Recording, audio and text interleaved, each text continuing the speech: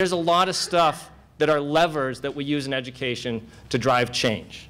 There's governance, finance, standards, accountability, curriculum and teaching, support services, and frankly, there's a whole lot more. That's just what I could fit on the slide. We ask for these levers to then focus on areas that are interconnected but have discrete responsibilities. We want systems in schools to be effective. We want leaders to be effective. We want teachers to be effective. And all of these levers are pushing towards this idea of improving student learning and development. So if we don't find ways to link all of the good ideas about what works together and have a unified system, a unified understanding of what the system needs to improve, we're unlikely to make progress. That, to me, was the most dramatic promise of the '93 reform. Not the specific ideas around standards and accountability, around resource distribution, around choice, but the attempt to take a comprehensive approach to restructuring our educational system. And that's the question we need to ask today. What we hope that the Condition of Education report does is not answer all these questions and solve all these problems, but contribute to a discussion, hopefully start a discussion where that is our frame of reference for the work we need to do. The data report and action guide that will be released today review 25 data indicators from birth through college and career attainment that the Rennie Center wants to track over time so we can all hold ourselves accountable to how we're progressing throughout the entire system. We want to make sure that the indicators and activities that we look at are supported by research. If we want to look at an indicator around access to high-quality early education and care, we want to make sure that going to a quality setting has tangible benefits for the students who are enrolled. The same thing with participation in rigorous math courses at 8th grade, or participation in Mass Core, the recommended course of study for college and career readiness in Massachusetts high schools. We also want to make sure that the activities have an established track record in Massachusetts, meaning that there's something that we can build on. We're not just adding more to the pile of stuff that needs to be done in the educational space. This means when we look at the documents we hope to release, the data report and the action guide, we want meaningful linkages between our indicators and policy solutions. The activities must have a realistic possibility for expansion in the near future. And like any good research organization, we also want to introduce our bias. We have two guiding principles when we do this work. One is we think education encompasses more than academic learning. Necessary, but not sufficient. And so we need to expand our understanding of what we want to invest in the educational space. And two, schools should not and cannot work in isolation. The idea that you go to one building for 6 hours a day from K to 12 to learn a specific curriculum is outdated. So how do we build a notion of education that is different than schooling, where students learn anytime, anywhere? This is something that the Rennie Center has always been committed to through its own theory of action.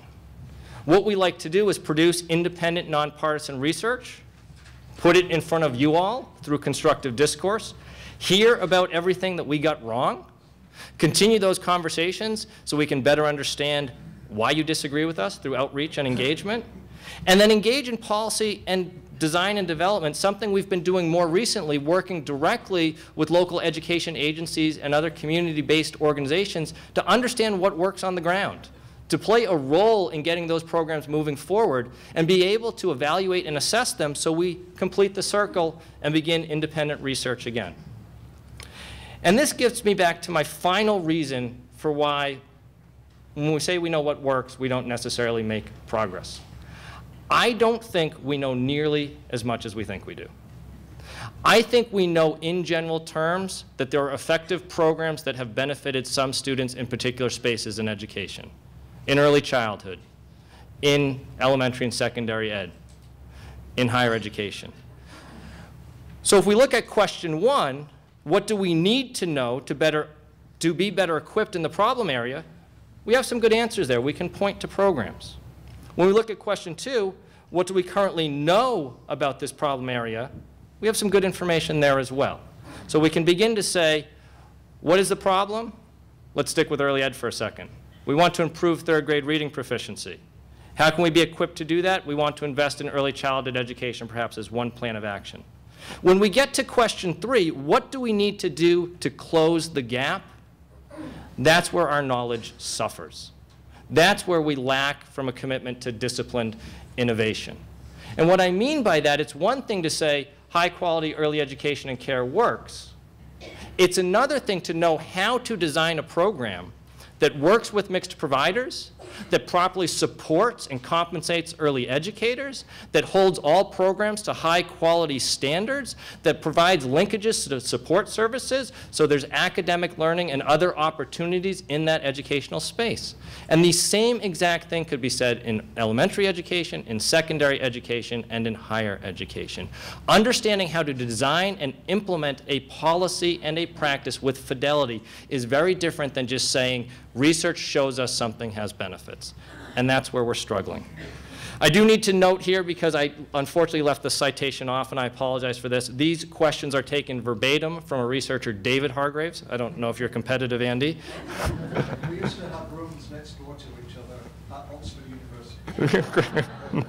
No relation.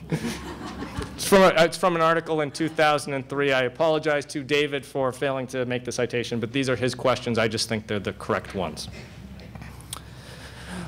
So what does that mean for Massachusetts specifically, and what does the Rennie Center think we can do to contribute to that conversation? Well, when you get your hands on the data report and action guide later today, although I'm getting the sense that many of you have already gotten your hands on it, you'll see that we're focusing on a few key areas where we want to try to answer these three questions. We want to get through 1, 2, and all the way to 3, and we do that by looking at practices that exist, programs that have been evaluated and seen to have some success, and asking ourselves, what can we learn about them?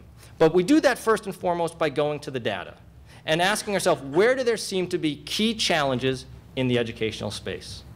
The first one we've identified is around third grade reading proficiency. This should not come as a new idea to people, but it's one that we think is important. You'll note from the slide here that 57% of all students score proficient or advanced on the third grade English language arts MCAS, and only 38% of high needs students. If we backtrack that to what are the experience of students prior to being tested in third grade reading proficiency, we see that of children aged 0 to 5 eligible for a subsidy and enrolled in high quality early education programs, only 64% are actually placed. 30% of early and out-of-school time educators have a bachelor's degree or higher, which isn't perfect, but we use as a proxy for teacher quality in the early ed space. So knowing that we have a challenge to improve third grade reading proficiency, knowing that we have challenges around access and quality in the programs that service students prior to getting to that indicator, what can we do about it? Well, one solution is happening in Boston by expanding pre-K and early education partnerships. Boston Kids is a Boston Public Schools successful pre-K program in community-based settings. The effects, as evaluated thus far, have seemed to be lasting. Participants outperform peers by an average of 9 percentage points on third grade MCAS in reading. How does it work? Well, Boston Public Schools works with community-based programs to insist that they be full day and year-round in the services they provide. The programs must be licensed. They must be self-assessed at level 3 or above on the quality rating indicator system, the QRIS, which is used to evaluate quality in the early ed space. They must ensure that teachers have a minimum of a bachelor's degree as well as the program leaders, and they must be nationally accredited. In return, the participating programs, they receive instructional materials and technical assistance from the district to help adopt a research-based curriculum. They receive professional development, including one-on-one coaching, and they receive add-on funding.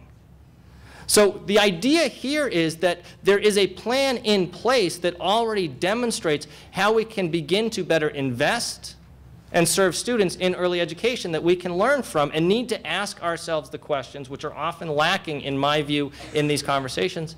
How do we scale this up? The Rennie Center thinks there's 4 strategies here. 1, we need to integrate funding.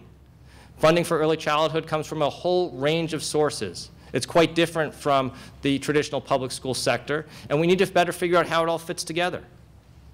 If we're going to invest in these programs, they need to be of quality, and it has to be quality that are applied to universal standards. Educators need to be supported. They need to be better prepared, and we need to find ways ultimately to better compensate them, because if we want qualified teachers, we're going to get what we pay for. And finally, we must be able to disseminate practice across these programs, so we're learning from one another. If we take the models that currently exist and learn from them, we can begin to make progress around the challenges we face. Another area that we'll focus on in the data report and action guide looks at integrated student supports. And what we have is an unstable population within our larger student population in public schools. You'll note from the data above that we find that 12% of students are absent from school for 10 days or more. 9% of students transfer into or out of school during the year. They're mobile. Not surprisingly, youth aged 16 to 24, 10% of them are neither in school nor employed. These are thousands of students who don't complete an education, who ultimately we suspect, although I'm generalizing, it's certainly not applicable to every individual, struggle to contribute to our economy. So without addressing these factors along with academic factors, we will struggle to find ways to help these students be successful. What can we do about it? There are 2 programs that are working on this issue. There are many more, but we highlight 2. City Connects and Communities in Schools. Both of these are effective models that collaborate with local partners, embrace a data-driven approach, and are attentive to the needs of students and school staff. The programs, you work with school site coordinators that help to assess students on holistic measures, create individual student support plans, and connect students to relevant support services and opportunities. This creates a tiered system of supports for all students, and the decision-making is based on data. By learning from these programs, we can begin to scale up strategies that address non-academic factors, including developing holistic assessments. Again, you'll note a common theme here, supporting educator preparation and support. The idea here being that we need to train educators to work on non-academic needs as much as we train them to work on academic needs. And to provide better coordination and staffing for people in schools and outside so they can better work together. The final area we wanted to look at is transitions into the post-secondary workspace. Massachusetts has succeeded greatly in raising its high school graduation rates over the last few years. They are now at 85%. But if we look beneath that data, we find that only 70% of students complete Mass Core coursework, which is the recommended course of study to be college and career ready. Only 59% of high-need students complete Mass Core.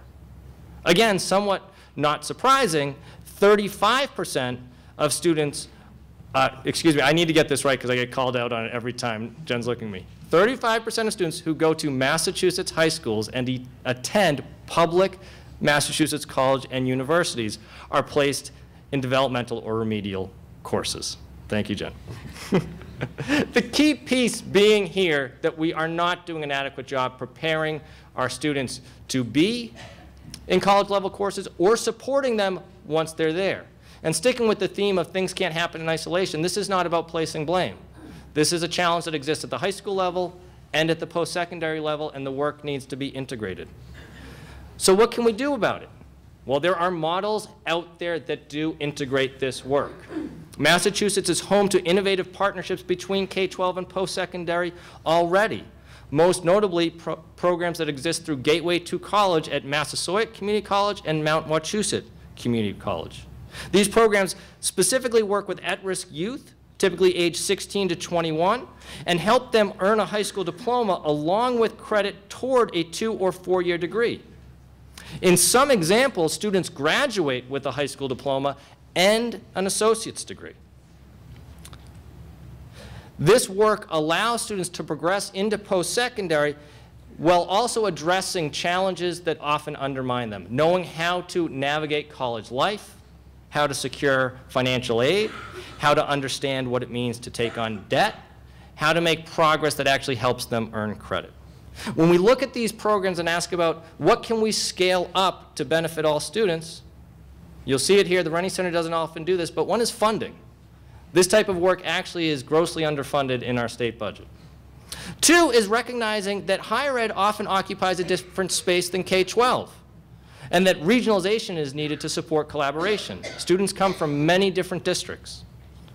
And finally, is to ensure that students and parents, teachers and leaders, folks working at community college all have access to the same information and guidance so they can work together. My hope is that this will lead into the panel discussion by moving from the general conversation of what is the type of actions we should take to think about transforming our educational system, and using the Condition of Education report to put in everyone's hands actionable, tangible strategies that can take immediate effect in order to start the work right away.